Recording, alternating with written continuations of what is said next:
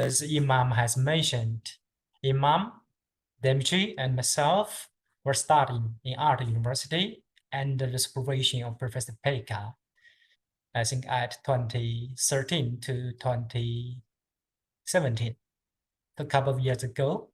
And this international virtual course in metallurgy really offered a nice platform for us to meet each other and to do something in metallurgy.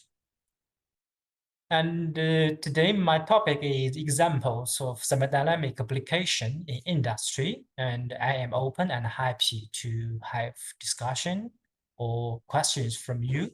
And if you have any comments during my talk, you can raise your hand and probably Emma is going to remind me. And as you know, there are three universities as organization committee of this course, and I am how to say the first presenter from CSU to properly at today's talk or today's presentation. I will spend a couple of minutes in talking about CSU, Central South University, and the school where I am working now, School of Metallurgy and Environment. These two keywords are closely combined in China nowadays, probably is also common in the world. And before part one, I will have 4 examples from some dynamic application in industry. So some pyro parts and some hydro parts. And after that, I would like to have some discussion with all you. So first of all, the brief introduction of Central South University and School of Metallurgy and Environment. Actually, I have posted this figure or this photo a couple of hours ago. And this is the city where Central South University locates, so Changsha city. So right in the middle of China mainland. And this is an island in the middle of the river. So this is Xiang River, quite a big one.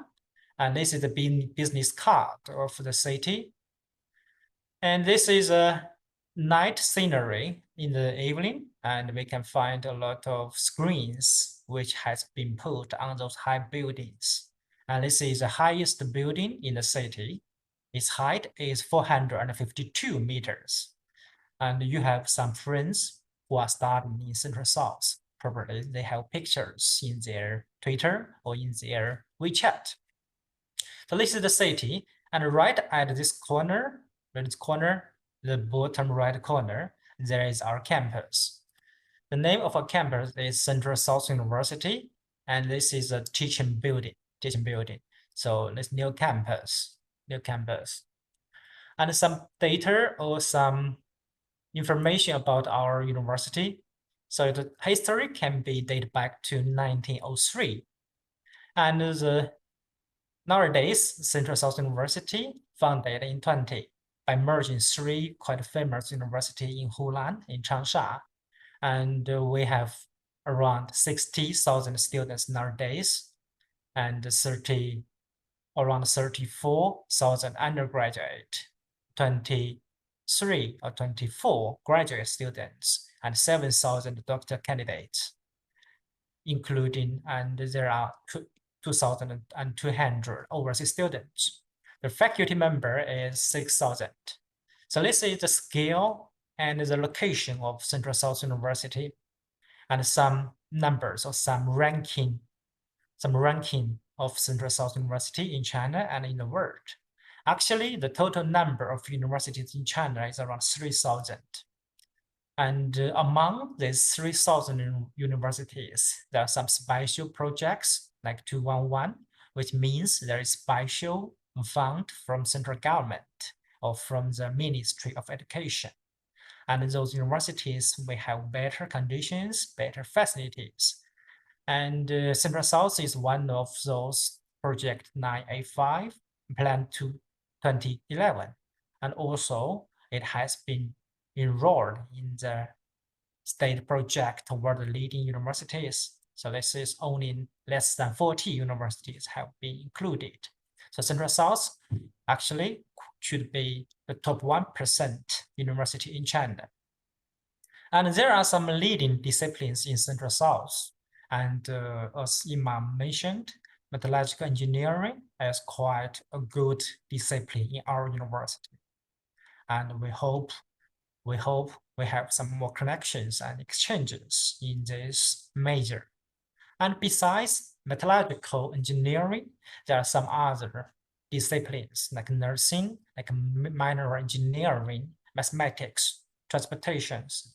So the highway in China, the technology, probably you are going to have build a highway system between Bandung and Jakarta. So it's going to be less than 1 hour's transportation when you have the highway. And also clinical medical and information technology. They are good disciplines or majors in Central South. Okay, and how about international cooperation in Central South universities? There are connections between Central South University and more than 200 universities and institutions from more than 30 countries, from North American, from Europe, from Pacific Oceans. And we have more than 1,000 visiting scholars annually. And I think Professor Pekka started to visit us since 2011, I think. 2011, the first visit in Central South of 2012. And we have 3 overseas experts have been awarded the Friendship Award by the central government.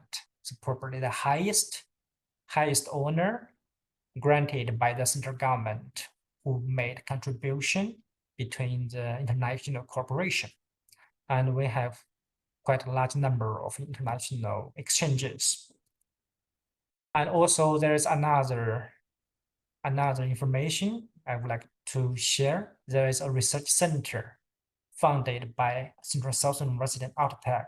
And Outotec is a very famous company, and it comes from Finland. And Pekka used to work in Outotec. This is some information about Central South and about study projects. And this picture may have your attention first. And you can see this is Professor Guo Shuyi, and he is going to have a presentation talking about the e-waste recycling in China on August 19. And this is our dean, the former dean of our school. And nowadays, he is also the vice president of Central South University and also a member of Chinese Academy of Engineering. And behind this first row, there are 21 Indonesia students who entered or who were admitted to Central South University in 2019 as a master student. It's a special project, and the students are funded by CSU, CMMAI, GEM. This is the pilot course. And we are having the second phase now, second batch now. And Imam has mentioned that he is helping in the interview stage. And there's another picture. I do think Pekka's signature is somewhere here. Pekka's signature is somewhere here. And this is my Dr. Sessions. And there's a double degree project between Central South University and between Art University, double degree with Art University. And I am the first one who benefit from this project. And Pekka is a founder and the most important supporter of this project.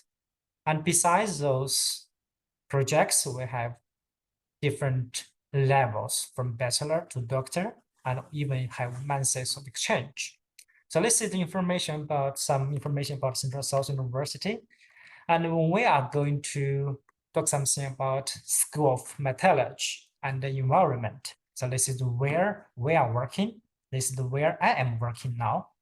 The history of our school can be dated back to the non-ferrous metallurgy discipline of Central South Institute of Mining and Metallurgy, so which is founded in 1952, actually 3 years after the foundation of New China. and is also an important university which is governed by the central government. And there are around 2,000 students, around 1,000 undergraduate, around 600 master, and around 300 doctor candidates. So they are actual numbers. And we have a large team, so 170 faculty members, 82 for professors, around 60 associate professors. And we have large buildings. And this is a picture of the whole faculty team. And this is the dean, and all teachers and professors are wearing in new shirts, and we are singing for the foundation of the country, the 17th year's birthday of the country. And this is the teaching building in Central South University. So this one is in use, and they are under construction now. And some teaching and research activities in School of Metallurgy and Environment. So first of all, there are 3 majors in our school. So besides metallurgy and the environment, there is another major, which is called new energy and device materials. And when we are talking about laterite, when we are talking about cobalt, when we are talking about lithium, and they are mainly used in new batteries. And new battery is some kind of product or target products of this major. And we have cultivated almost half of the engineers in this field in China. So you may have more information in in the following presentations from different presenters from Central South or from GEM. And this is a number of degree grantings every year, and the papers, 450 ESI papers or SA papers, patents, and also projects. And there are 6 sub-disciplines or research fields which doctor and master students can follow. And I am from non-ferrous metallurgy, as I have learned from Pekka and from my professor in Central South University. And besides non-ferrous metallurgy, we have the physical chemistry of metallurgy, ferrous, environment engineering, and the new energy material and devices, and also materials-oriented metallurgy. And this is a photo I found from GOM. So it's a front page picture, and the first author is Min Chen. So who is going to have his Doctor Public Defense or probably in 40 months. I think Tawfiq Hidayat is going to be opponent. And this is the work in his master student. And he has found the phase transformation of the Yamanite smelting process. So antimony is produced from this concentrate, and the mechanism has been illustrated or investigated in this work. And this is quite nice work. And when you are doing your research or when you are doing your further study, probably similar work you will cover, or the similar paper you are going to publish. Okay, so a couple minutes about Central South University and School of Metallurgy and Environment. And we are moving to the main task, our examples of thermodynamics in industrial application. The first one, I would like to talk about the recovery of copper from smelting slag. And this is really a historical topic. Probably it has been studied for a couple of several hundred years or hundred of years. And a lot of researchers from different countries are doing this. And I have checked your course schedule. Professor Pekka is going to have a detailed presentation about copper making on next Monday. And it's going to be a textbook for all of us. Probably we can have more discussion with the copper making flow sheet. And as far as I know, 80% of copper in use nowadays are produced through this traditional flow sheet, which includes smelting, converting, fire refining, electrical refining. So this is a very traditional and classical flow sheet of copper making. And we are talking about the smelting slag. And when we are reading this flow sheet, you can find out that we are starting from ore, and after the ore dressing, we have the concentrate. So in this stage, the copper content increased from 2% to 20%. So it's more than 10 times larger for enrichment. But from the concentrate to this bleached copper, so this is around 4 to 5 times enrichment to get the product. But besides this copper product, there's another byproduct which is quite large in its quantity. And there's one number, around 2.2 to 3 tons of smelting slag was produced when we have 1 ton copper. So it means that nowadays China is producing 10 million tons of copper every year, and around 70% are primary copper. So it means that we are producing around 15 million to 20 million tons of smelting slag every year. And the smelting slag, the composition has its own, how to say, has its own value. So we can find out here. So copper in the smelting slag, we can find the numbers. The range is from 0.6 to 1.7, and it can be even larger. It can reach even 4% or 3% in bottom blowing furnaces. But there's another information we should also keep in mind. The cut-off grade of copper ore in many countries are very low. For example, in China, when the copper content in the ore is larger than 0.2%, we will make new projects to have the ore mined and used. But if we have such a low starting point with the ore, but we are producing smelting slag with such a high content, so this difference should have some story. And if we are comparing the literature data in 2016 and 2019, we find out that those numbers are increasing. So here, more or majority of the smelting slag has a copper content less than 1.3, but after 3 years, those numbers increasing to larger ones. And this change is caused by several reasons. And the first one is about the development of the technology.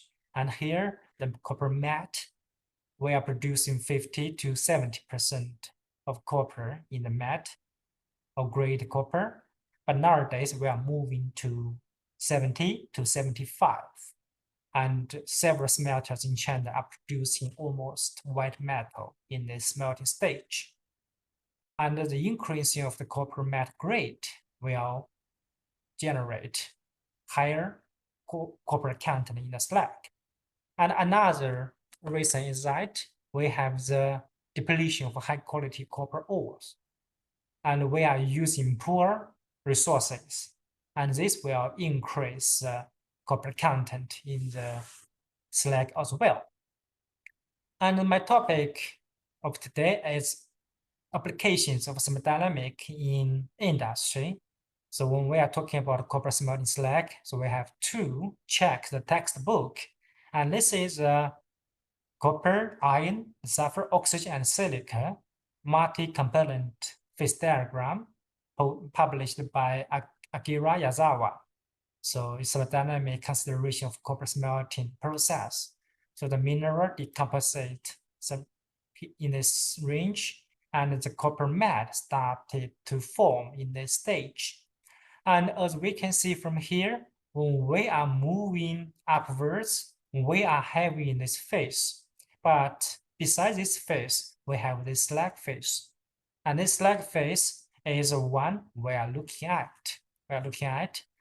And from point A to point B, around 70% sulfur, 85% iron, and almost 95% of other impurities are separated into the slag or into the flue gas, and we got quite pure matte, which is a material for converting or for following processing units. And because of the depletion of high quality minerals and also the development of technologies, this part from A to B, the assignment is increasing. So which makes new challenges in the stage. And we are losing more copper in the slag, and we are having higher standards for environmental emissions. So we have to concern the metal loss in the slag. So smelting slag needs some solution. So this is the background of the copper smelting slag.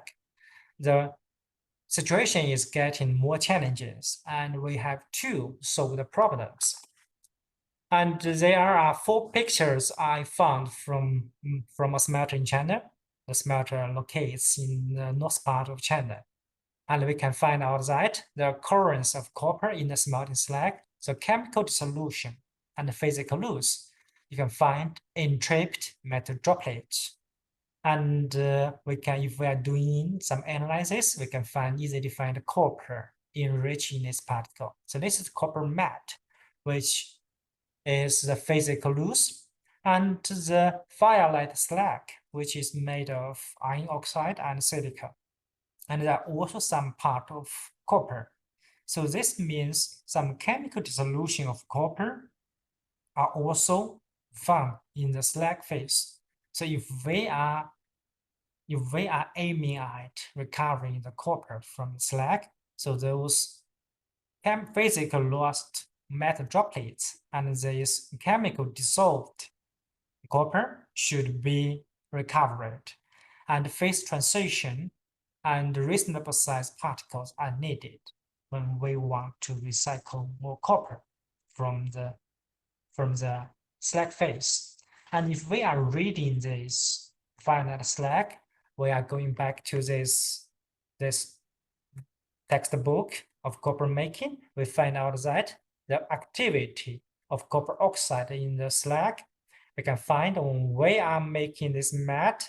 So the activity of cuprite, copper monoxide, there's a 0.1, there's a 0.001, there's 0.001, and there are also some copper loss in this slag phase because of the occurrence of silica and iron oxide. These numbers can be even larger, which corresponds to the chemical dissolution of cuprite in this finite slag. And besides copper, and we also find some lead in this copper matte phase. Copper matte phase, we can find lead enriched also in these particles. So when we are recovering copper from the slag, we are also recovering lead, we are also recovering zinc, so valuable metals can be recycled. And if we go deeper to the thermodynamics, there are some interesting information or law we can learn from literature. So a lot of researchers have made investigations in the system. So if we are looking at the matte grade and the copper content in the slag, we can find such a law between these 2 parameters. So along with the increasing of copper matte grade, we are losing more copper in the slag. And if we are reaching the chemical composition of wet metal, which means the copper grade is around 80%, so we are losing extremely a lot copper, or the copper loss increased dramatically in this stage. So we are cutting at 75% in smelters in China nowadays. So this is thermodynamic from equilibrium situation. So the copper oxide activity equals in the matte phase and in the slag phase. And as we have already discussed, the copper lost in 2 different forms: the entrainments, the matte droplets, and another one is chemical dissolution. So there are plant dates. We can find out that the partitioning coefficient, which means the copper in the matte or in the copper phase divided by the copper content in the slag. So it's around 125 or 130. 130. This is when we have some 30% entrainment. But if we have better settling conditions, this 30% can be recovered, can be solved. So we are moving to the upwards to 9A. So it means at equilibrium conditions, we can have a partitioning coefficient of 170 or 160, but we cannot move further because the chemical dissolution ones cannot be recycled.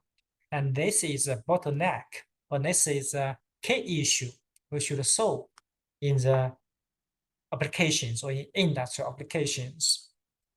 So let's check what have been done in industries.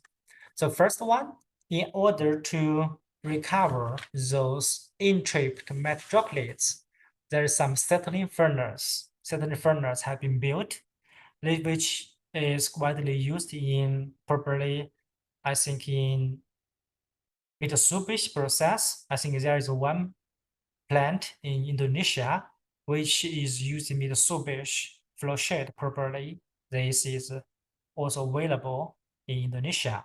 And a lot of Japanese smelters are using this.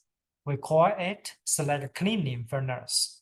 The smelting, so high temperature is maintained by burning or by using some oxygen and some fuels and put some concentrates and then flags into this and making the settling conditions improved.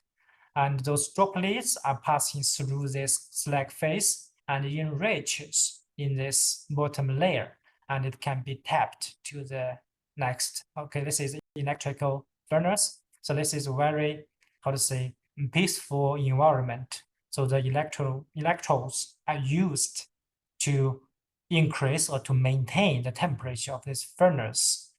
And when the temperature is good enough or high enough, the viscosity of the slag can be improved, and those droplets can merge with each other and settle down to this bottom, and then the metal can be tapped to the converting furnace.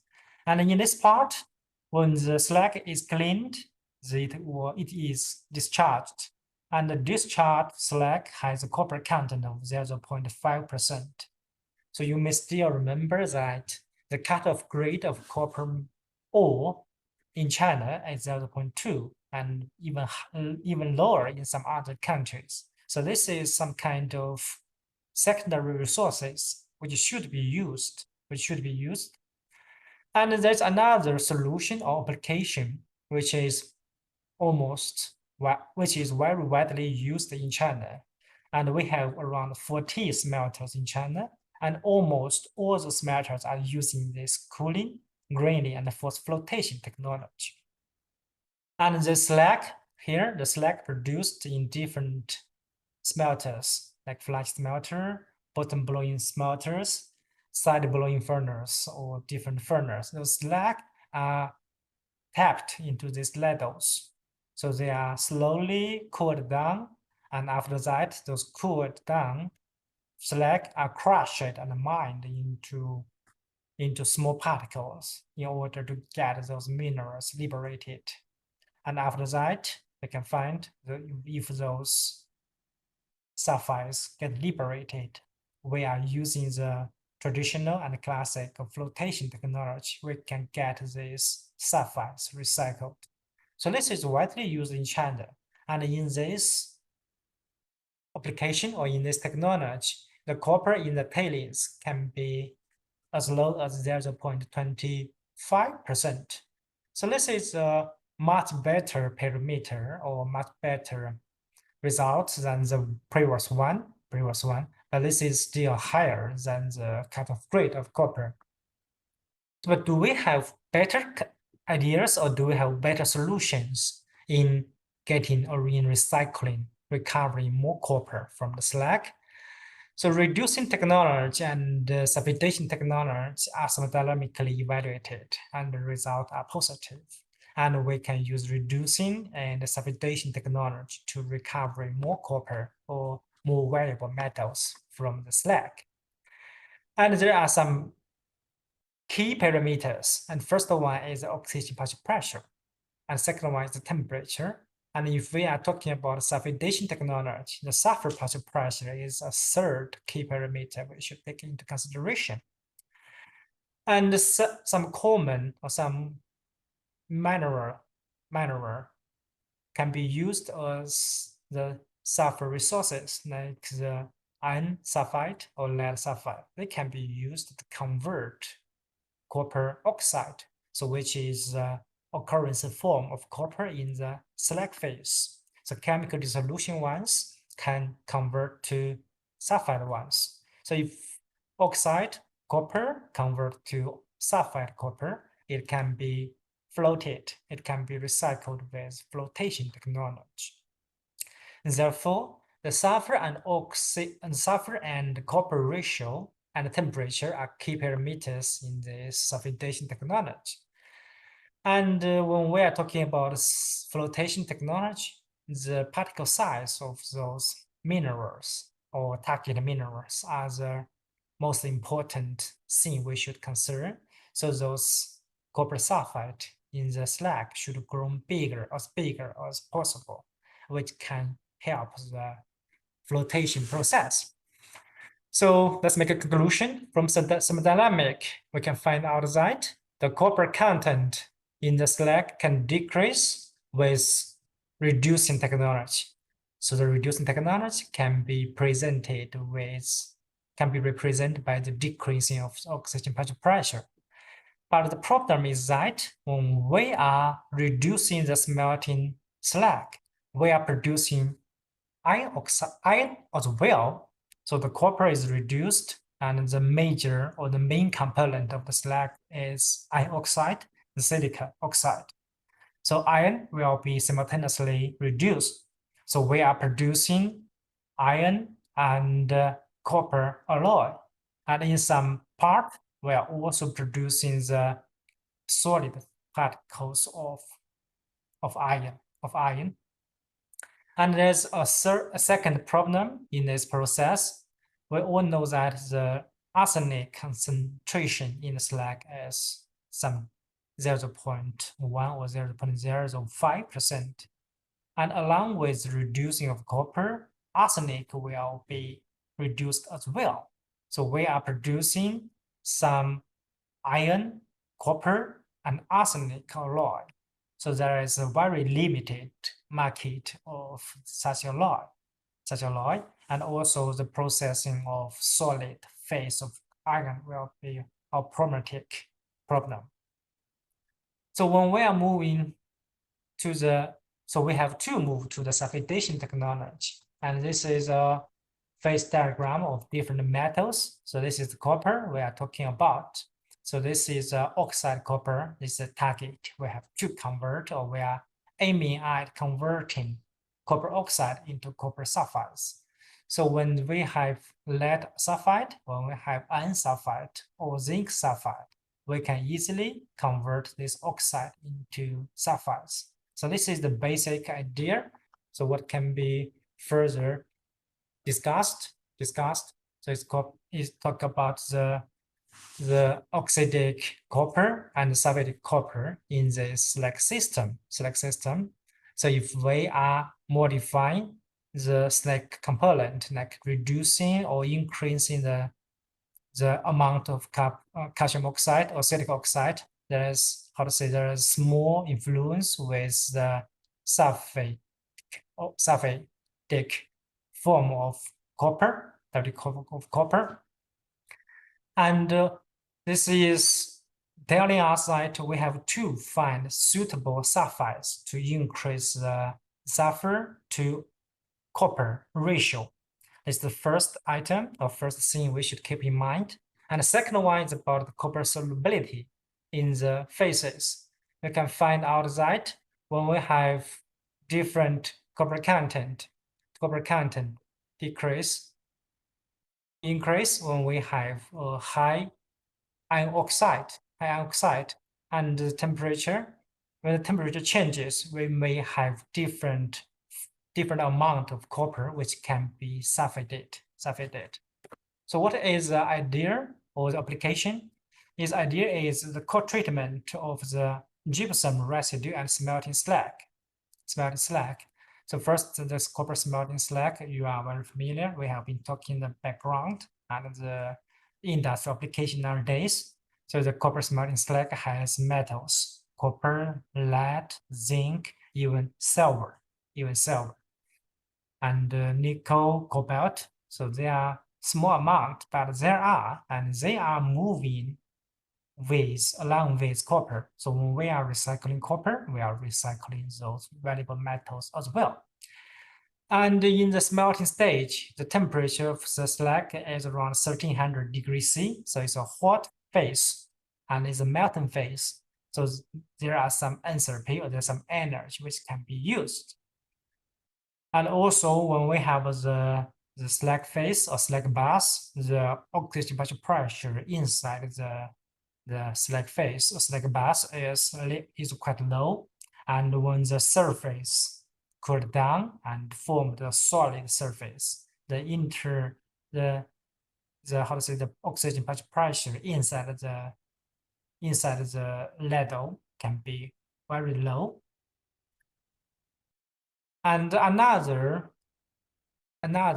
solid waste, we call it gypsum residue, which is a common waste in metallurgy and in chemical engineering.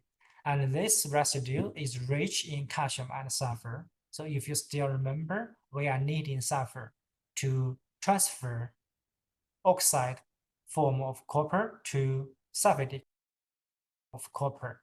So this residue has this sulfur and also another element, calcium. So calcium oxide is always a good slag property modifier, and it can be used as flax in many applications. So these two are needed.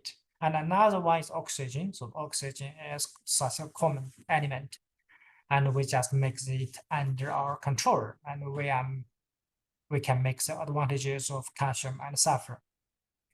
And if we can transfer this calcium sulfate to calcium sulfide under suitable temperature and oxygen pressure, we are having this calcium sulfide. And calcium sulfide is even a better sulfide resources than iron sulfide or lead sulfide. It has a higher reactivity and it can transfer more, even it can have better performance. And if we co-treating these two solid waste, we can have useful products. So the useful products will be, we have very low amount of oxidic side of copper dissolved in the glassy slag or in the slag phase, and some sulfidic particles in the cooled down slag has reasonable particle size. It can be further recycled with flotations. And some iron will also make this transition, phase transition, and it makes the possibility for iron recovery. And at last, the tailings. The tailings will have a larger amount of calcium and a lower amount of copper, lead, and zinc. It will be more valuable, or it can be, have better application in following industries. So if we look at the thermodynamics of this idea, so the core reactions are the reductive decomposition of calcium sulfate and the sulfidation converting of copper oxide into copper sulfide. So if we can have this calcium sulfide, so it easily transfers this copper oxide into this copper sulfide.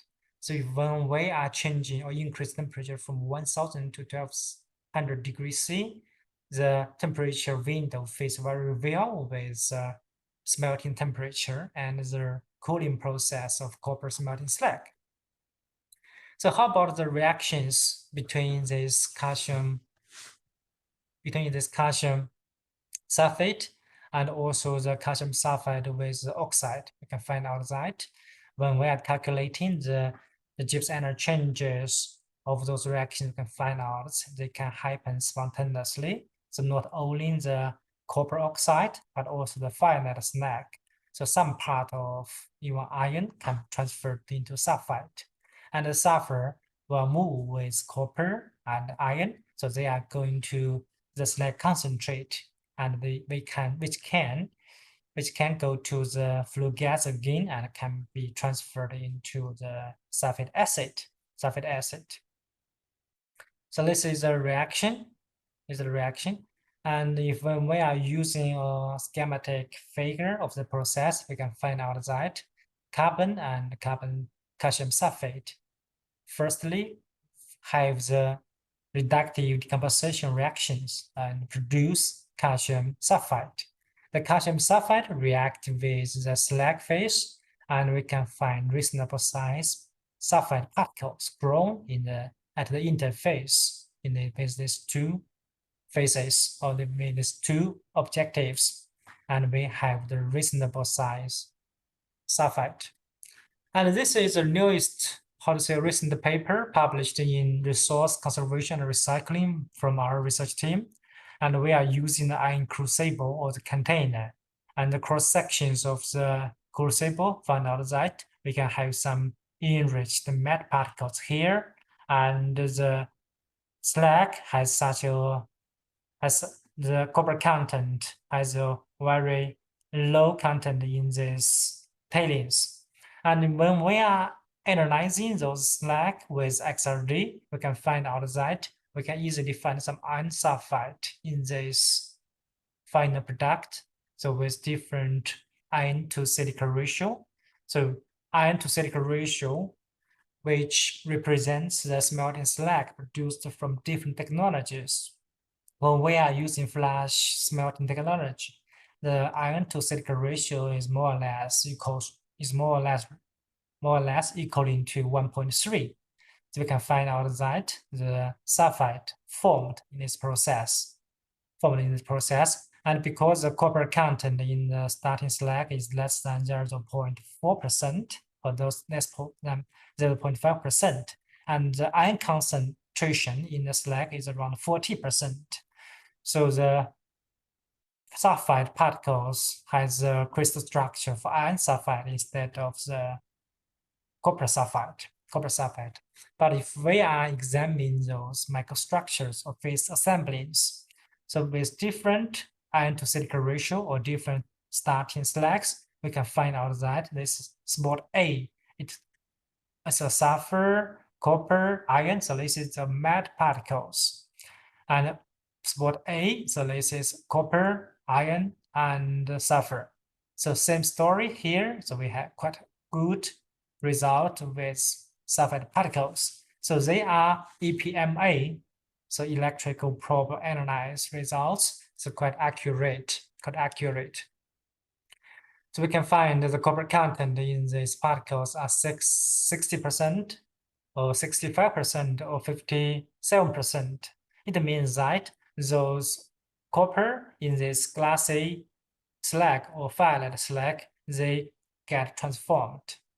And because we are starting from the oxide slag, there is no sulfur present in our starting materials. So sulfur is only introduced in the form of calcium sulfate.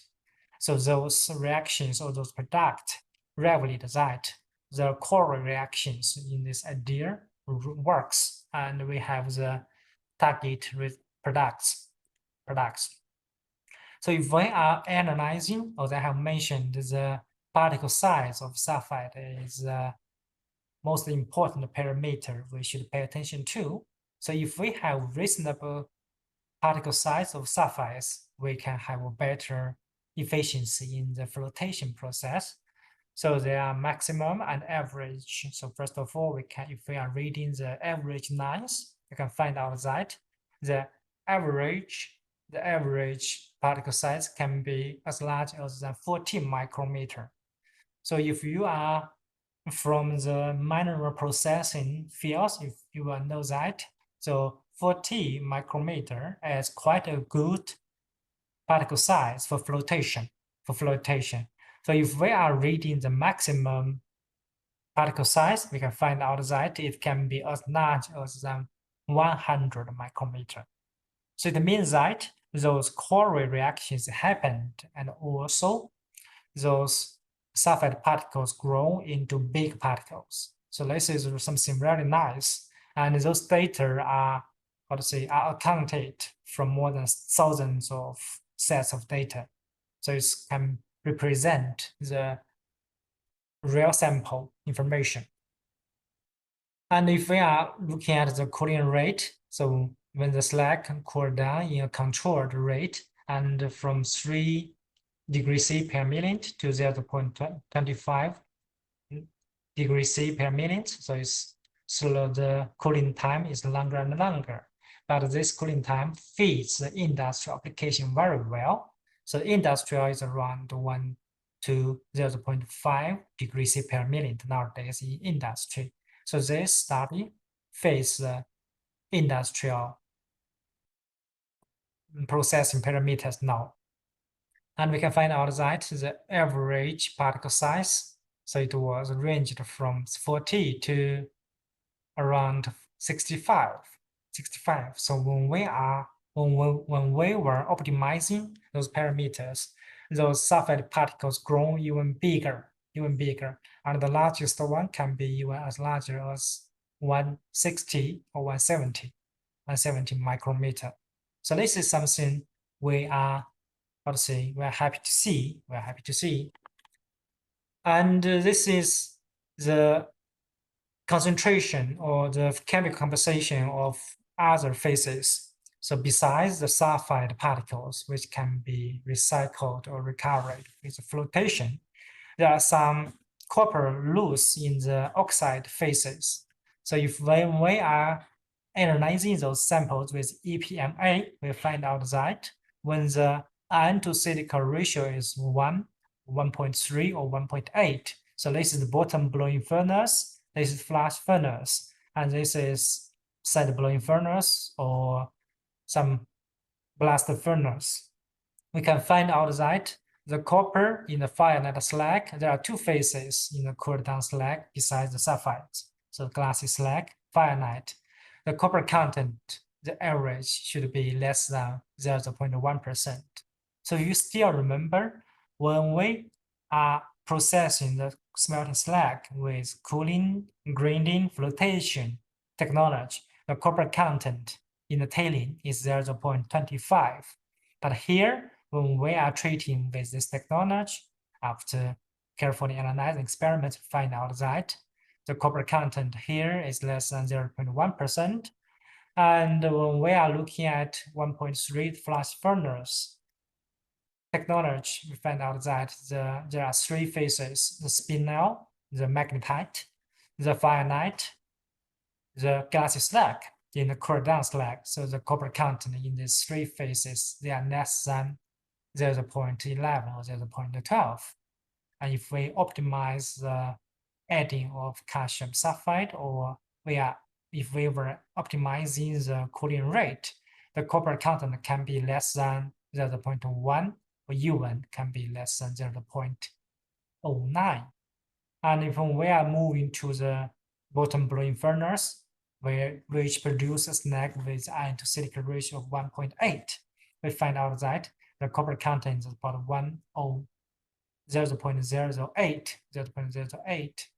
So in a conclusion that besides the reasonable sulfide particles can be produced, we were producing very low copper containing oxide phases. So it means the tailings will have a very low copper content. So this is a schematic figure of this process. So we have found out that we are starting from here, we have the magnetite, we have the produced calcium sulfide, which is produced from the gypsum residue. And after this cold treatment process, we are producing reasonable size copper sulfide, and the copper content in this kind of finite or in this kind of spinel phases, the copper content here are less than 0.08 or 0.1%, which shows great potential. So let's make a short conclusion for the first example. So first of all, the reductive decomposition of gypsum residue with the heat or energy in the slag tapping process actually is possible. It's possible. We haven't made the industrial experiments, but thermodynamically calculating has told that this process can be easily realized at 400 degrees C. And this calcium sulfide can be used as a sulfur resource in making the sulfidation transition of copper smelting slag, which is mainly determined at the recovery of sulfate of the oxidic copper in the melting slag. And at optimized conditions, the average particle size of those sulfides can be 40 micrometer, and the copper grade in the sulfide particles can reach 65%. And the remaining copper in other oxide phases at optimized conditions can be lower than 0.8. So when we are comparing this number with 0.5% and 0.25%, there is a big difference.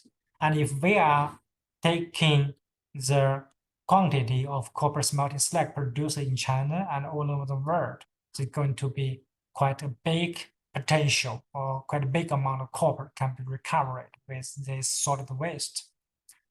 Okay, so this is the first example of today's talk, and probably I am moving continuously to example 2, which is talking about it's also a pyro process of foaming process. It's about zinc and lead bearing materials. And if you have the course schedule, actually I am going to have a presentation, or have 2 presentations in the week after next week. One is talking about the zinc producing, and another is talking about the lead producing. Actually, these 2 metal, which is the 3rd biggest and the 4th biggest metals in non-ferrous metallurgy.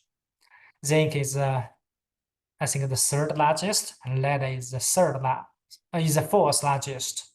And these 2 metals are widely used. Zinc is widely used with iron, and lead is widely used in vehicles as batteries. But these metals are, how to say, they stay with each other. And when we are making extractions of zinc, there is some materials which is rich with lead. When we are smelting lead, we will produce some zinc-rich side streams, which should be processed as well. And example 2 is talking about the recovery of zinc in a lead smelter. So if we are talking about the lead smelting technology, actually, I would like to see China has a museum of lead making process. We have different furnaces and we have different technologies. But nowadays, the oxidation smelting followed by reduction smelting, this is the most widely used technology for lead producing. Actually, in this technology, we can process lead concentrate. We can also use some secondary material like lead battery paste. But in this process, there are 2 furnaces, or 1 furnaces with 2 different sections or 2 different zones. We are producing lead, primary lead, or lead bullion. And besides this lead bullion, we will have another melting phase, another slag phase, and the slag phase which is rich with lead, rich with zinc actually, because of in lead sulfide concentrates, there's always some 5% to 10% of zinc. And when we remove the sulfur with of gas, and when we have recycled the lead with metal form, so the zinc get enriched in the slag phase.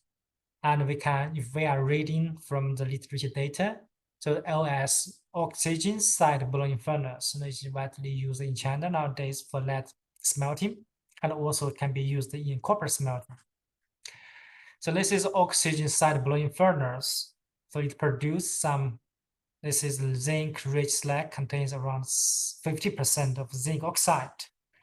And blast furnace with electric heat furnace, it's around 40% of zinc. So the zinc content in the slag phase is around 50%, and it can be even richer to 80% to 20%.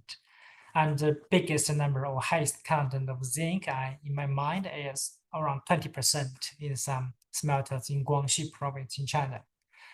So if we are reading this table, we will find out that zinc is something very attractive to be recycled. But the problem is that when we are recycling, we want to have zinc to be recycled. We have to get rid of some problems.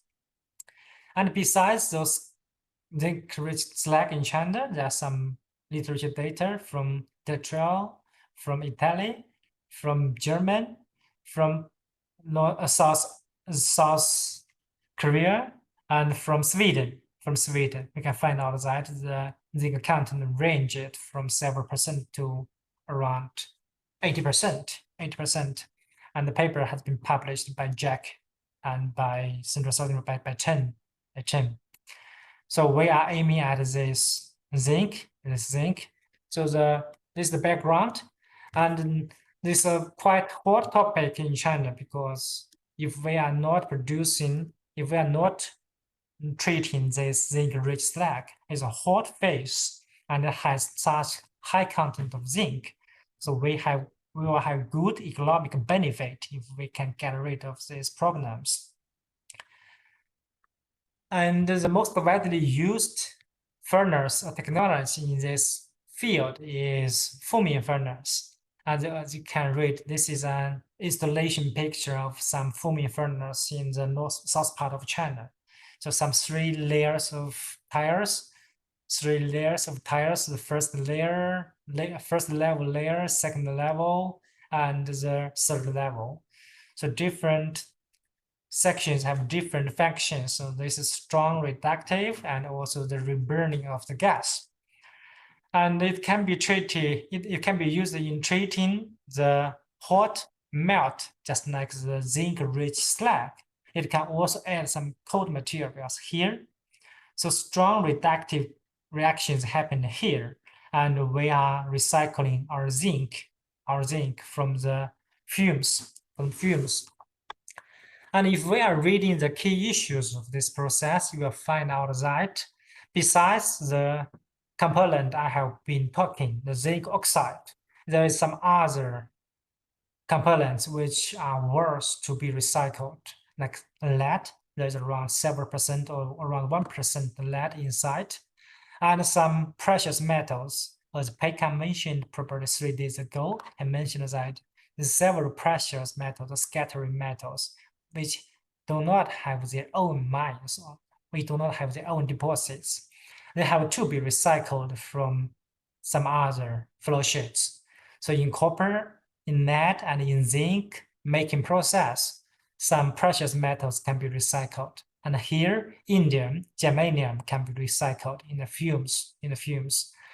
So this should be efficiently recycled. And the technical requirements with economic difficulties. So if we plot the composition of the zinc-rich slag, it will be point A. So 80% zinc oxide, and the major component is iron oxide, silicon oxide, and calcium oxide. So this is the slag composition of zinc-rich slag. And if we are aiming at recovering this zinc, we are moving this point A to point B. So we are making such chemical reactions. So if we are reading the thermodynamics, we know that the carbon can be used as the reductant. And when we have the carbon monoxide, the reaction activity will be even better. And zinc oxide, lead oxide, they present as slag components in the molten slag. So in the molten slag, the activity of zinc oxide is much less than 1. So it's going to be a lot of difficulties in reducing zinc oxide from the melting phase into the gas phase, into the gas form, So we need some strong reducing atmosphere, and also the lead, indium, germanium, they can be reduced as well, and they should be reduced as well. And when we have the gaseous bubbles of zinc vapor or lead vapor, the pressure increase and they will merge with each other, those bubbles, and they will escape or move to the gas phase, and we can get it from the fumes. So this is the schematic of the results. So if we are reading the thermodynamic foundations or thermodynamics of this process, we'll find out that in the slag, we have zinc oxide, lead oxide, iron oxide, calcium oxide, and silicon oxide. Silicon oxide and calcium oxide, they are so difficult to be reduced, and we are not taking them into consideration. But there's some other components like zinc oxide, lead oxide, and iron oxide. They're going to competing in this reductive atmosphere. So which one can be reduced, or which one cannot be reduced, or which one should be reduced? These are key issues. So we have to solve that with thermodynamic tools. So if we are looking at this iron, this thermodynamic Weiss diagram of different components in the slag. So iron, when the temperature is x-axis, and the y-axis is about the volume fraction of carbon monoxide. So if we have some pure monoxide, we are at this 9, and if we have pure carbon dioxide, we are at this also oxidation conditions. So when we have a proper processing window. So first of all, we have the major component is iron oxide. So iron oxide can be reduced. So this is the 9. Iron oxide start to be reduced So we can find out that if we are at 1200 K and we have the 70% of carbon monoxide, the iron can be reduced to be metallic iron. So metallic iron has a high melting point and is less valuable than zinc. When the iron is reduced, the zinc oxide is still a slag component, stays in oxide forms. And if we are moving to the temperature to higher than 1400 degrees C, the iron can be reduced, but the zinc cannot be. And if we are moving to this joint point, we find out that both iron oxide and zinc oxide can be reduced. And the tendency of zinc oxide reducing 9 demonstrates that the reduction of zinc oxide needs energy. So we should support sufficient energy into the system, into the melting bath, in order to get the zinc oxide to be reduced. And also because of the economical value of iron and the processing difficulties of metallic solid form of iron. So we have to avoid the formation of metallic iron. So we should cross this point, the joint point. We should process in this part where zinc oxide is reduced, but the iron stays in the oxide form, in this region. So this is where we are doing this forming process. And also in this window, we can find out that the lead oxide can be very easily reduced. So with this, we have the conclusion that zinc oxide, lead oxide, so together with germanium oxide, indium oxide, they are target materials instead of iron oxide. And extremely high temperatures are needed. So 1300 degrees C or 1573 Kelvin is a requirement for the forming process. And the oxygen partial pressure should be high because we have to reduce, or the carbon monoxide fraction should be higher than this. I mean the phase boundary lines between the zinc and zinc oxide. And the carbon and oxygen in the feeding material is the most important parameter we should control. And we all know that when we have the high temperature in the melting bath, we have the very strong reductive atmosphere in the melting phase, in the melting bath. But when we are moving to the gas phase, the temperature decrease, and we have to go to the waste heat boiler. So in these changes, it will have strong reactions of the oxidation of those fumes. So zinc and lead can hardly be connected in metallic forms. They are always connected with zinc and oxide fumes or the flue dust products. So this is the thermodynamic foundation of the fuming process. And if we are looking at more data after calculation, we can find out that the zinc vapor in the gas phase can be 0.06 atmosphere pressures, and the zinc activity in different phases decrease along with this part. And this is also an industrial slag sample I took from one smelter in China.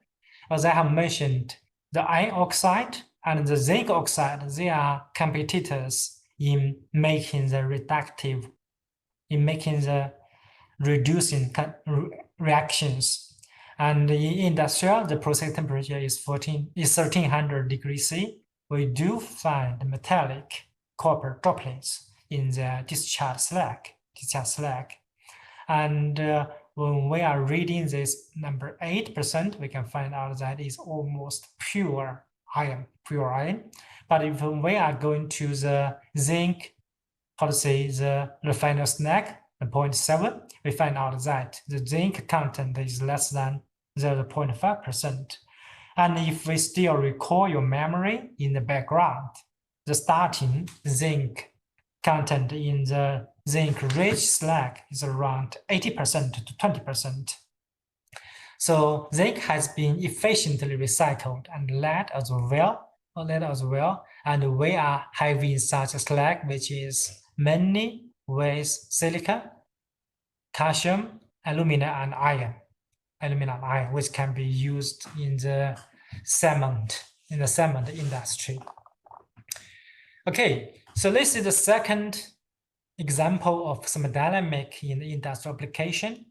And the third one is a previous work from our research group. I do think I have got support from Imam and Becca, and they helped not only with knowledge, but also with the discussion. And first of all, I will have the background introduction. And you can find that the lead, zinc, and copper, as I have mentioned, these three metals, which is the second biggest, the third biggest, and the fourth biggest in non-ferrous metallurgy industry, and the biggest one is aluminum. And these three metals are mainly produced from sulfide minerals, and they coexist with each other in the minerals. So there are a lot of streams, like in copper smelting process, there are some lead streams which should be returned to lead process. And as I have mentioned, in the lead process, the second example, which has produced some fumes, so zinc fumes, this should be used, which is also rich with indium, germanium. They should be returned to zinc smelters, so zinc process, to get it better recycled. And this is a picture proposed or published by Shenzhen, also from Princeton University in 2020. And when we are talking about this sustainable development of metallurgy, we should have such nice connections, even those shortcuts of those material streams to get better economic and environmental benefits. And the copper and lead binary system is a fundamental one in copper and in lead process. When we are talking about copper, lead is a common impurity element in this process. When we are talking about lead in the refining process of lead, copper should be removed, and the copper doses is a byproduct of lead refining process. I think Imam has a lecture talking about the application of phase diagrams, like the binary phase diagrams. And probably today I am going to also use some information in this part. So crude lead or lead bullion refining process. So they are lead bullions which are tapped from example 2. So the oxidation smelting of lead concentrate or the reductive smelting of the lead-rich slag, we are producing this crude lead or lead bullion. And when we are refining, if we refine this lead, we get in this final product, which is 99.99% purity of lead. And here we have several percent or less, we have some amount of copper in this crude lead, which should be recycled. Otherwise we are losing some money because copper is much more expensive than lead. And in this side, we have to start the binary phase diagram, copper and lead. And also in copper making process, we have to pay attention to the content of lead. And besides the problem with lead, there's another very important and with very bad reputation impurity element, arsenic. So arsenic is a nightmare of copper smelters. And we have to separate arsenic from copper, and we have to find a safe and low-cost process for the remediation or for the treatment of arsenic. So this is the background. So copper and lead binary system is important for the refining. And these 3 elements, copper, arsenic, and lead, they are common in copper making process. So what is the example? We can find out that in copper smelting process, when we have been talking about the smelting slag. And after the smelting process, metal is tapped into the converter. And after the converter, the blister copper has been poured or tapped into the blister copper furnace. And this is the last pyrometallurgical unit of furnace in the copper making process. And after this copper will be casted to copper anodes for refining process. And here we have to get rid of those impurities like lead and arsenic. So first of all, the key issues of the lead, we can find out that this is a binary phase diagram. So this is a melting point of copper. So it's 1083 or 85 degrees C, it's pure copper melt. And here 3.2621, this is a melting point of lead. So when we have the copper the crude lead or lead bullion, so they are one phase. There is only one phase, so it's liquid. When we are lowering down the temperature, we find out that the lead will stay in the liquid phase, but the copper will precipitate from the liquid phase. And the density or the density of copper is lighter, or copper is lighter than lead. So the copper will float on the top of liquid lead, and it can be physically removed. So this is the mechanism of copper removal in the lead refining process. And we are using this binary phase diagram of separating copper from the lead bullion or from the crude lead. So we can, if we are enlarging this corner, and we will find such a place. So this is a lowest content of copper content we can find. So it's around 0.06% of copper will be the eutectic point. So when we are refining the crude lead, the first stage will be copper removal.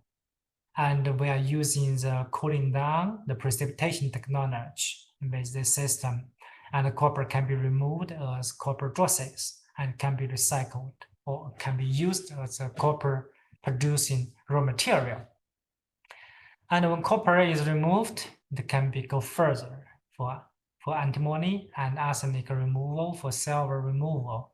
And here is a reminder for me. So when we are removing this copper, arsenic still moves together with lead. So this is information, this is the story I am learning from. So if the arsenic moves along with lead, so it means it has a better connection, a higher how to say association with lead instead of copper, and we can use this property in the copper refining process. And this is an industrial furnace for copper removal in crude lead refining. So we have some tires. So crude copper is poured down from here, and we are using some physical separating to get this copper drossels out from here, and the lead is tapping from this channel, and we will have very low copper content lead or lead removal or copper removed lead. And the temperature has been controlled at 340 degrees C, and the copper in the refined lead can be as low as 0.02 or 0.03. And probably the previous binary phase diagram has told the eutectic point is 0.06. But here, if we are putting some sulfite, and the copper can form copper sulfide as well, and also copper arsenide. Those formation of those compounds can even decrease the amount of copper in the refined lead phase. So this is information about lead refining, and we are learning that arsenic is moving along with lead and has higher association, has even tighter relationship with lead instead of copper. And if we are moving to the copper making process, we find out that arsenic can be barely removed in traditional fire refining technologies. And in the fire refining technology, it always processed at 1150 degrees C or even higher. So somewhere here, so we can find out that this is the binary phase diagram of copper and arsenic. So all those composition range, they make an alloy. So we can interpret this sentence to that arsenic dissolve in the copper phase in a whole composition range.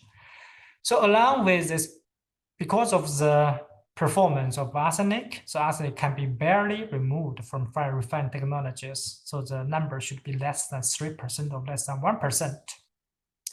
And arsenic will accumulate or will move with the copper and enter the electrical refining process.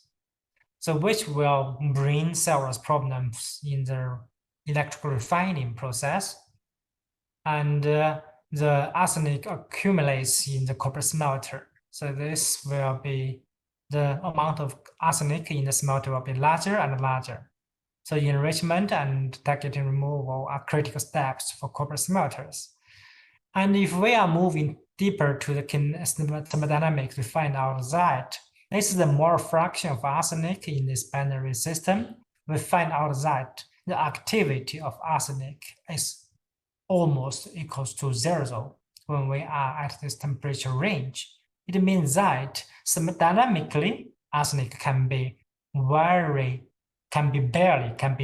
difficult to be oxidized.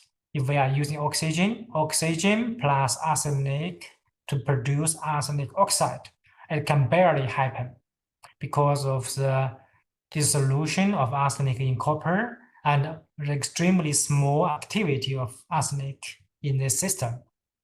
So how to solve this problem? And if we record the memory in the lead refining process, we find out that arsenic loves to move with lead. So this is a lesson we learned from lead refining process. And in this ternary phase diagram of arsenic, lead, and copper, in this corner, which is extremely rich with copper, and the composition can represent the blister copper or the anode copper. We find out that at this temperature, 1050, we find the liquid phase formed, which is rich with arsenic. So there's 0.8% arsenic here. And another is copper phase. The copper phase is 0.57, but arsenic is extremely low. So there is some 5 times smaller than that one in this phase. And this is a liquid phase, and this is a solid phase, and this is denser, and this is lighter. So probably in this part, if we can make in this temperature change, and majority of the arsenic will enrich in this liquid phase, and they will settle down in the furnace or in the crucible. And lead is used to enrich the arsenic in this liquid phase. So this is the original idea, and which can be used in reducing or separating arsenic from copper. And we have proposed a flow sheet. So let's know it's published. I think Pekka helped a lot, and Imam also joined our discussion. So arsenic enrichment with presence of lead, and when we have a high arsenic content in the liquid phase, and the liquid phase has a certain amount of lead, so lead can be easily oxidized, and lead can be the oxygen transporter between the gas phase and the arsenic. So arsenic can be targeting oxidized. And after that, we have the modified slag. So in this flow sheet, we have the 4 phases. So arsenic bearing the liquid phase, and the low arsenic content copper phase, and modified slag, and there's a dust phase. The 4 phases will coexist with each other in the furnace. And with this setup, we find out that when the lead is around 1% or 2%, which is quite common, or which is getting popular in copper smelters, because the lead content in the copper concentrate is increasing all the time, and we are using this impurity lead to clear or to remove the arsenic.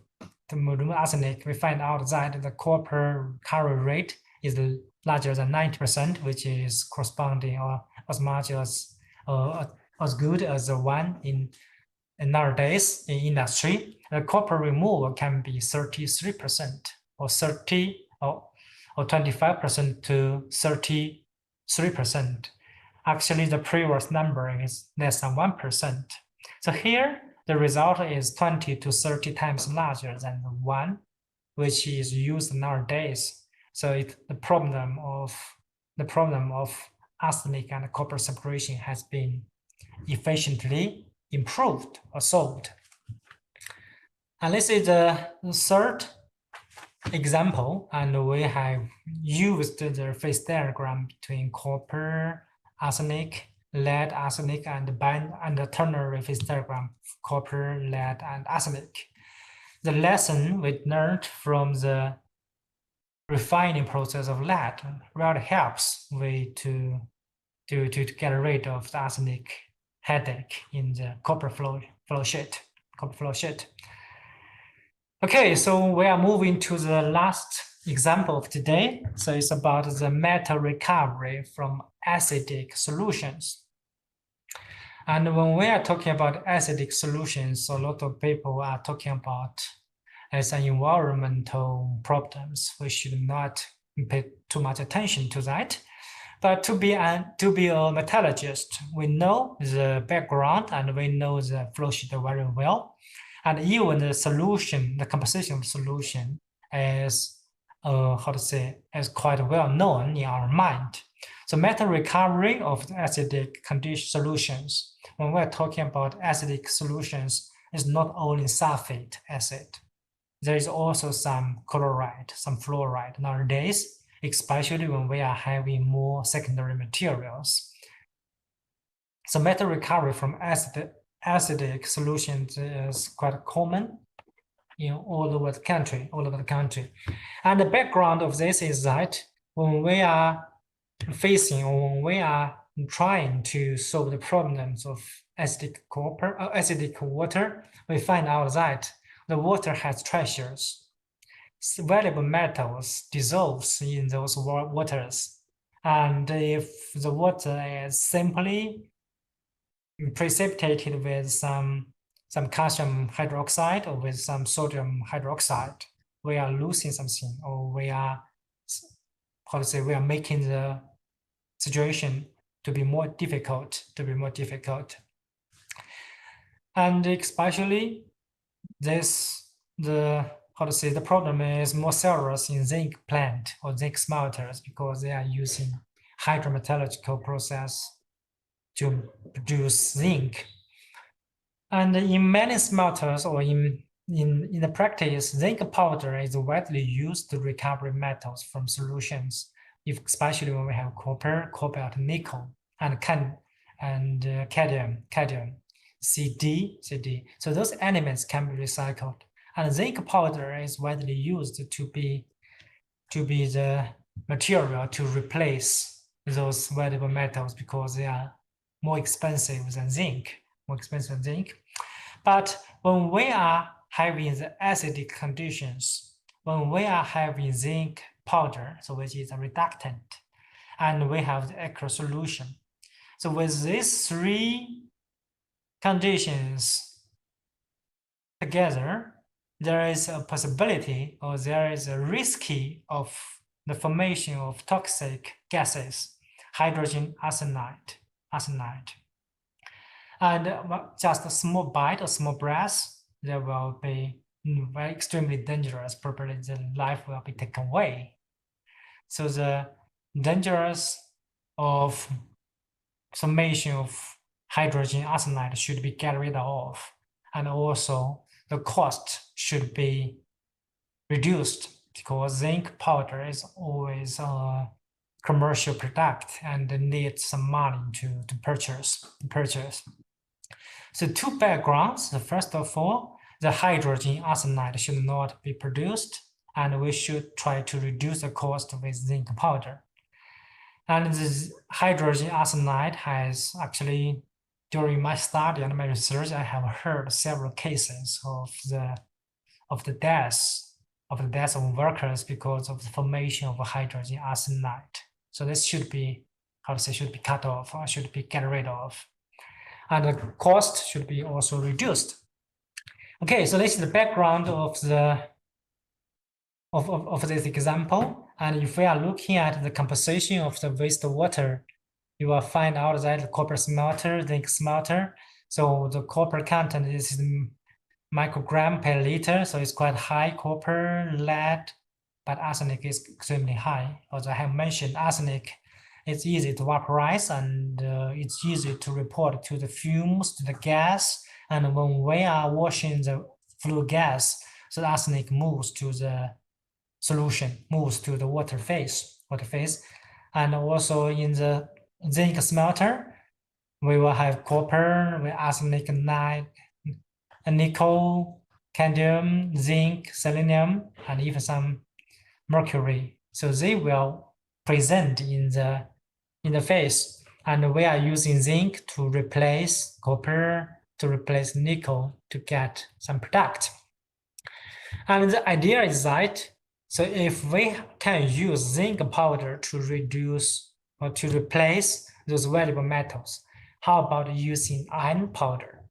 So iron powder actually is only 1/4 or 1/5 of the cost of zinc powder, and they have relatively similar, more weight. And we have to find out whether there is a risky of the hydrogen arsenide gas formation when we are using iron powder, and can we get the product in a good quality as we use zinc powder. So if we are plotting the iron, arsenic, water, box or EPH phase diagram, we find out that. So if we are at extremely low voltages, we may have this hydrogen arsenide gas. But if we are moving to, this is the hydrogen, this is hydrogen. If we are in the water stable region, so arsenic will stay with solid form or with some ions. So the formation of this one will not occur when before the hydrogen is produced. So this gives us a lot of confidence, and we can have the experiments with this. And also the hydrogen arsenide detector has been installed in our laboratory, and we have detected the gas formation all the time during experiments. And the reactions between iron powder and other cations or ions in the solution have been listed in this table.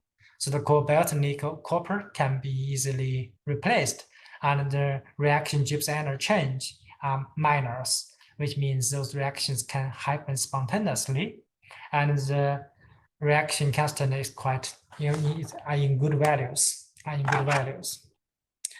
So with the calculations of the box or EPH phase diagram of iron, arsenic, and water system, we can find out that if the arsenic ion react with the metallic iron powder, and will only produce element arsenic, a feasible metallic owing to the kinetic issues, this one will never occur thermodynamically or in our experiments.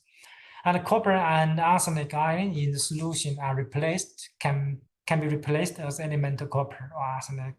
And if we are checking these products, we can find out that the copper content is around 70 in ABC, and arsenic also present. This is an alloy compound. And XRD result also revealed that copper can be nicely replaced with iron. And this is only some experiments which revelate the recovery of copper, and the copper and nickel can also be successfully recycled. So this is an example of the first one, and probably I have covered all 3 examples or 4 examples, and those examples are from industry or from the academic, from the National Science and Foundation Council support.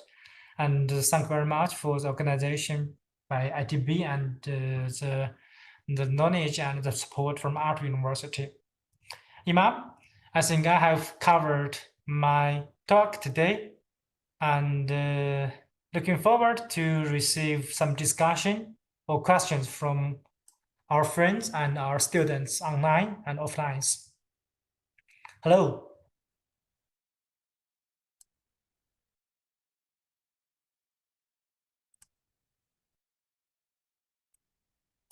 Hello, Pekka. Are you around? Imam?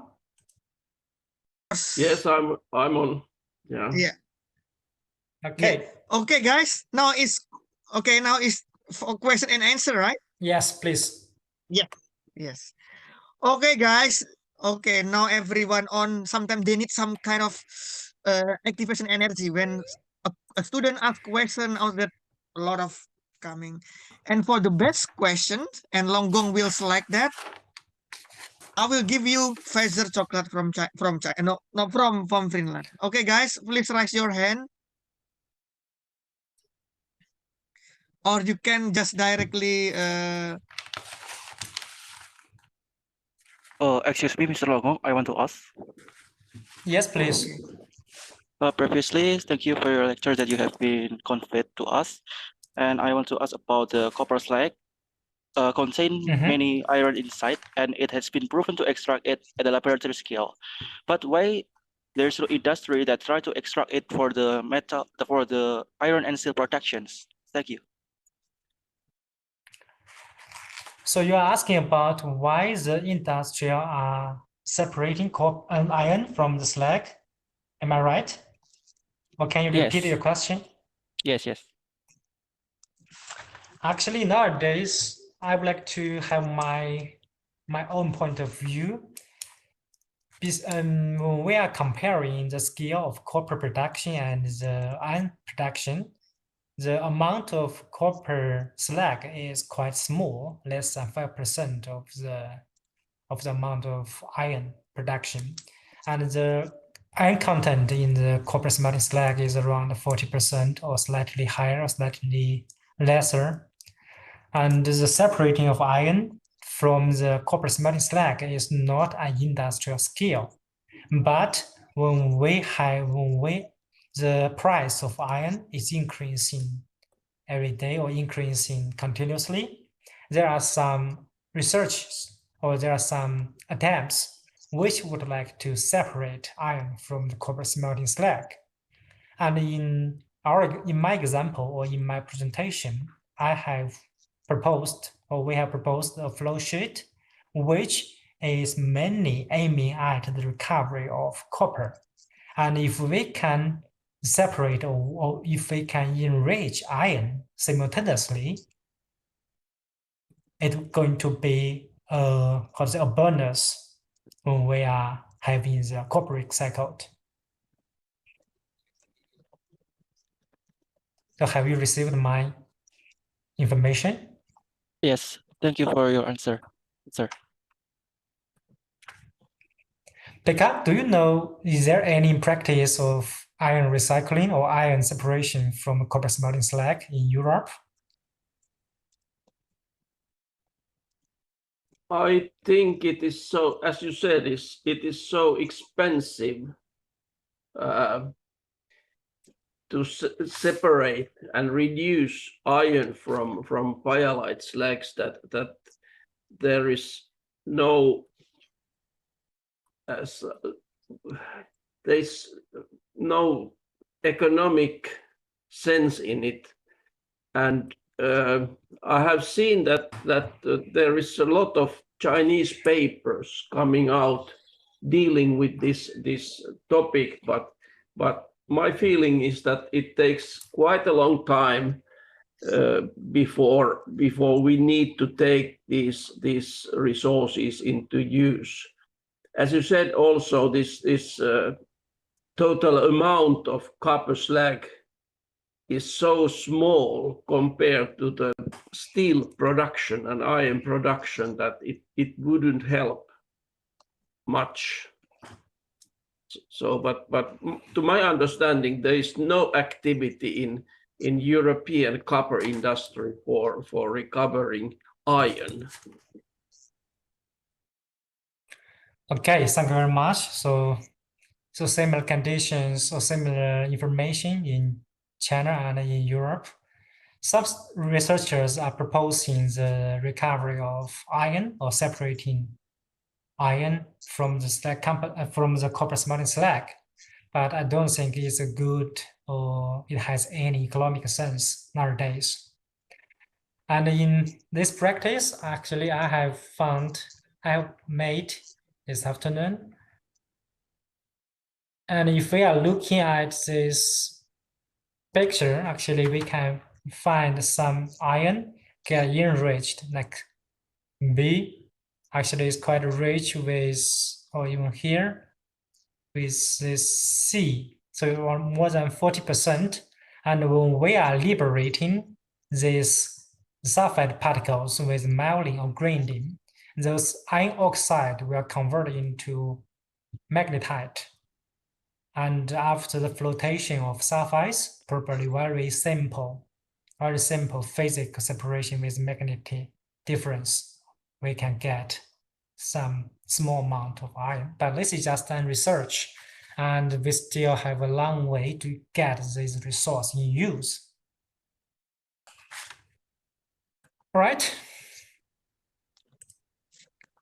Yes, thank you, Mr. Longgong. Okay, guys, more question?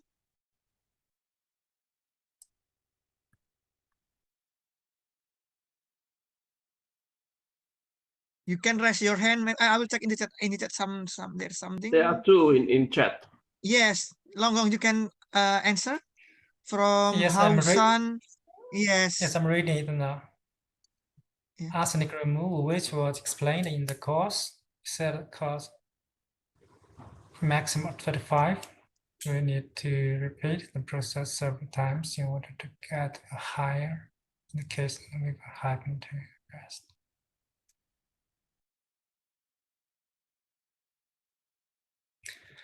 Okay, actually, this is a very good question. So Hassan Haman, and actually, I have explained in the lecture.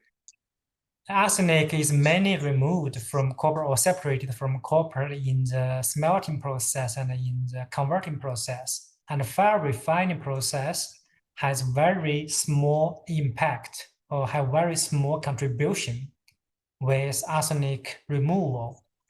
But because of the depletion of high quality resources, the arsenic is increasing in the raw material.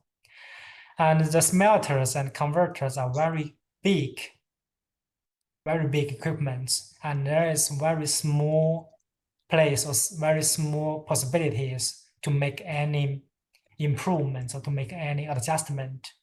But the fire refining process is happening in end of the furnaces, which is quite small, but it has very low arsenic removal efficiency. It's around 1% nowadays in industry. And with the proposed flow sheet, around 33 or 35% of arsenic can be removed. And this really helps, actually. Really helps. But if the arsenic is extremely high, we should get rid of this problem probably with different methods. The first one is arsenic removal from the concentrate. And there are some researchers which are trying to separate arsenic before the smelting process, which can reduce the arsenic content in the copper concentrate. And this is the first one. And the second one is, as I have mentioned, we should try to separate arsenic from copper in the pyrometallurgical process, like the fire refining process. And the third part I would like to see, arsenic has its own positive impact in the electrical refining process. We are not removing all, all the arsenic. We are moving some part of arsenic. Otherwise, the end of the slime will have, have negative performance when the arsenic is too low in the copper anode. And I agree with your idea. If the arsenic is too high, probably we can repeat this, or we can make several rounds of the arsenic removing process in the fire refining process. Okay, I hope I have given my understanding and my comments on this question.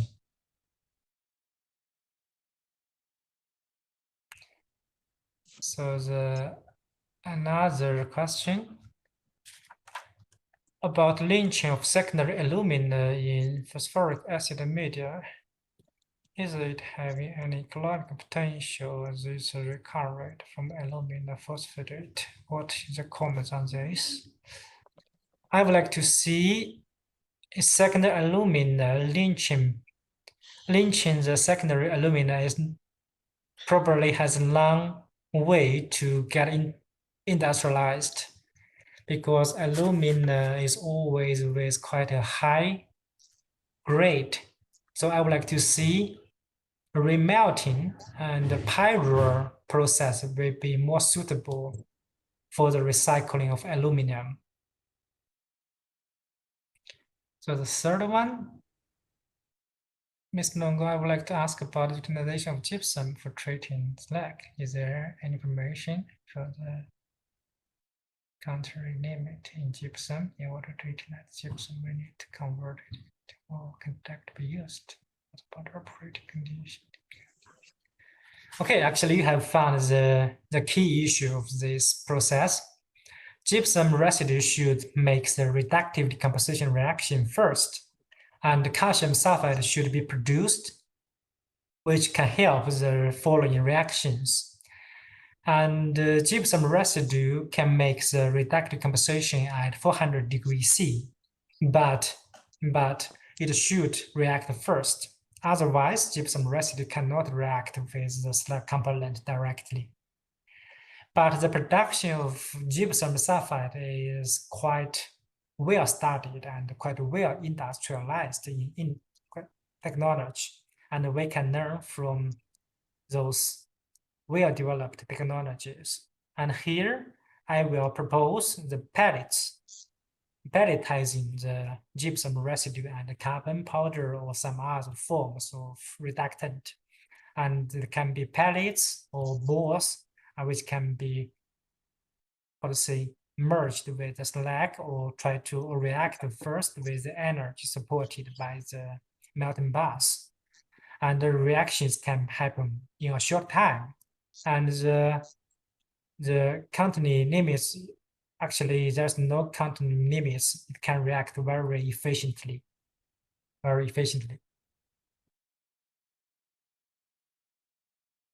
So the following one, ask impurity within a final product. Yes, from Nicholas.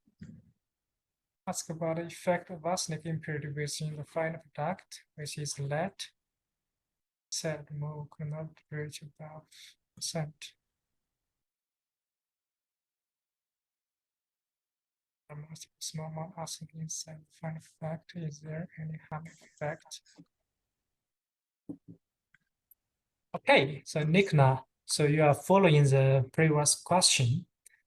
And when we are producing copper, there are 4 stages. Probably Pekka have a better idea about this, but I'm trying to share my understanding of this issue. There are 4 stages of copper making. The first one is smelting, which copper matte is producing.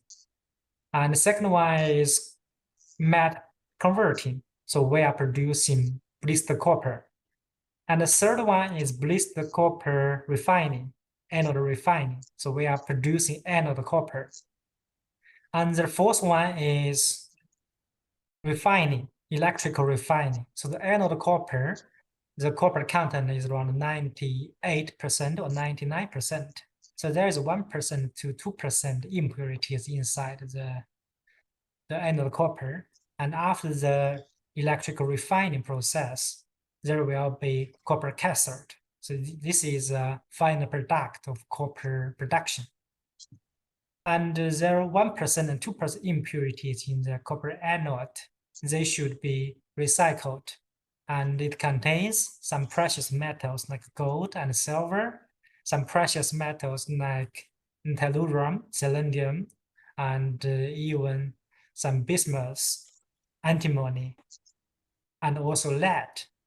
If the composition or concentration of arsenic in the copper anode is too low, it means that the copper anode slime or slurry cannot form and settle properly. So there will be a lot of suspending anode slime, so small particles of solid particles in the electrolyte, and they will deposit in the copper cathode. So it will decrease the quality of the product.